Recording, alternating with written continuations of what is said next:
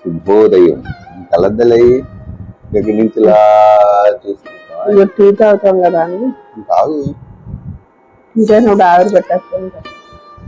ఆవిరి పెట్టేసి తెలుసుకుందాం, అందుకని ఇలా చూసుకోలేం కదా.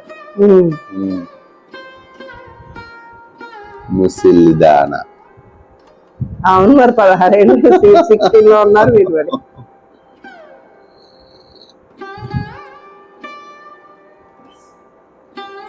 ఇప్పుడు నీకు చిన్నప్పుడు నువ్వేమో మీ ఫాదర్ మీద, మీ మదర్ మీద, తర్వాత మీ బ్రదర్ మీద, అది పెళ్ళైన తర్వాత ఏంటంటే నా మీద, తర్వాత మా కొడుకుంటే కొడుకు దగ్గర కొడుకు మీద ఆడున్నంత వరకు ఏ పనులున్నా ఏం చేయాలన్నా అరే అది తీసుకెళ్ళరా, అది తెచ్చారా, అది కొనేరా, ఇచ్చేసి ఇలాగా ఆధారపడి బతికేసావు కదా. ఇప్పుడేమో మీ అమ్మ నాన్న లేరు, ఊరికి ఓపిక లేదు, కొడుకు ఉద్యోగం మీద పోయాడు, చుట్టుపక్కల ఎవరు లేరు, వెళ్ళాలని ఉంది, ఇక్కడ తీసుకెళ్ళండి అంటే తీసుకెళ్దాం, రేపు వెళ్దాంలే, ఎల్లుండి వెళ్దాంలే,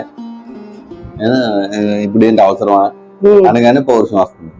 నన్ను బస్సు ఎక్కించండి, నేను వెళ్ళిపోతాను, నాకు తెలుసు, ఆటో పిలిచి నేను ఎక్కేస్తాను, నేను వెళ్ళిపోతాను, వాళ్ళ అడ్రస్ నాకు తెలుసు అని వస్తుంది కదా. నువ్వు అబ్జర్వ్ చేస్తే ప్రతి ముసలికి ఆ వయసు వచ్చిన తర్వాత ఇలా వస్తుంది.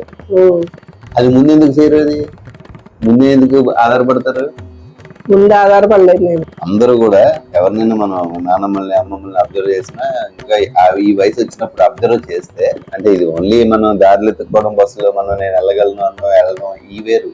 బ్యాంక్ వెళ్ళడం, డబ్బులు తీసుకోవడం, బ్యాంక్ లో డబ్బులు వేసుకోవడం, అంతటి నేను వెళ్ళి ఆటో ఎక్కుతాను, బస్సు ఎక్కుతాను, ఇది మామూలు జనరల్ టాపిక్. అలా కాకుండా మనిషి లోపల ఉన్న శక్తులు కూడా కొన్ని ఉంటాయి. నీ చేతిలో ఏదైనా రైటింగ్ ఉండొచ్చు, ఆర్ట్ ఉండొచ్చు, లేకపోతే కుట్లు ఉండొచ్చు. ఇవన్నీ అన్ని దారులు మూసుకుపోయిన తర్వాత మాత్రమే ఓపెన్ అవుతాయి. ఆరిపోయే దీపానికి వెలుగెక్కువ అని. కానీ అది సాగుతున్నప్పుడు, కడుపు నిండా ఉన్నప్పుడు, కంఫర్ట్ జోన్ లో ఉన్నప్పుడు ఏవి ఓపెన్ అవుతాయి ప్రతి మనిషికి కూడా. అది హాయిగా ఉన్నప్పుడు ఆ లోపల ఉన్న శక్తి బయటికి రాదు. అది ఎప్పుడు అంటే అన్ని సాగుతున్నప్పుడు శక్తి రావాలి. అసలు సాగుతుంది కదా అని అదొక రకమైన బద్ధకంతో దాన్ని పట్టించుకోరు. వాళ్ళలో ఉన్న శక్తిని వాళ్ళు పట్టించుకోరు. ఇప్పుడు ఏమవుతుందంటే పిల్లలు బయటికి వెళ్ళిపోయి, పేరెంట్స్ ముసలి వాళ్ళు అయిపోయి, భర్తకి ఓపిక తగ్గి అనేసరికి, అవును నాలో ఇంత శక్తి ఉంది కదా, నా శక్తిని నేను ఎందుకు వాడుకోకూడదు, అప్పుడు నేను బతికించాను కానీ ఇప్పుడు బతికించకూడదు కదా, చేయడానికి ఎందుకు ప్రయత్నం చేయకూడదు అనేది మనసులోంచి వస్తుంది. మన లోపల ఉన్న శక్తి అన్నది ఎప్పుడు వెలుగుతూ ఉంటుంది, బయటకు వస్తుంది. ఇలాగ పరాన్న జీవిలాగా కంఫర్ట్ జోన్ లో ఉండిపోతే మనం ఇదైపోతాం. ఎక్కువ మందిని ముసలిని చూస్తున్నప్పుడు నాకు అనిపిస్తుంది అనమాట. మా మేనమావని చూశాను, మా మదర్ ని చూశాను, ఇలాగ నా సరౌండింగ్ లో ఉన్న వాళ్ళందరినీ చూశాను కదా. లాస్ట్ స్టేజ్ కి వస్తున్నప్పుడు వాళ్ళకి లోపల నుంచి బాబాయ్ ఇంత జ్ఞాపక శక్తి ఉందా, ఇంత షార్ప్ గా ఆలోచిస్తారా, ఇంత డెప్త్ లో ఆలోచిస్తున్నారా అనిపిస్తుంది. మొదట్లోనేమో అమాయకంగా కనిపించేవారు, ఆఖరికి వచ్చేసరికి చాలా తెలివిగా కనపడుతుంటారు. అంటే మీకు ఎందుకు అన్న భావన వస్తుంది కదా, వయసు వచ్చిన వాళ్ళని అంటారు. అక్కడతో పౌరుషం మొదలవుతుంది. అది ముందు నుంచి ఉంటే లైఫ్ బాగుంటుంది. వాటర్ ఎలా ఉంది? బాగుంది, నాకైతే చాలా బాగుంది. ఆ వాటర్లో అడగడానికి బాగుందని అడగడానికి బాగుంది, బలవంతంగా బాగుంది. ఆరిపోయే దీపానికి వెలుగెక్కువ అని.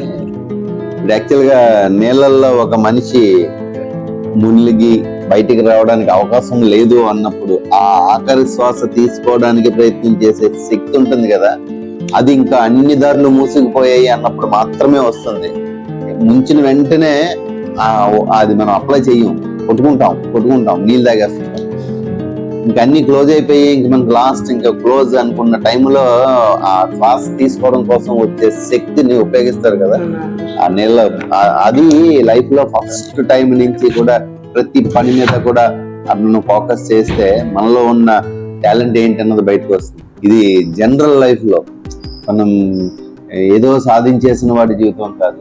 మనిషిగా పుట్టి మనిషిగా చనిపోయే ప్రతి జీవి కూడా ఎక్కడో ఒక చోట ఈ పేజీని టచ్ చేస్తారు.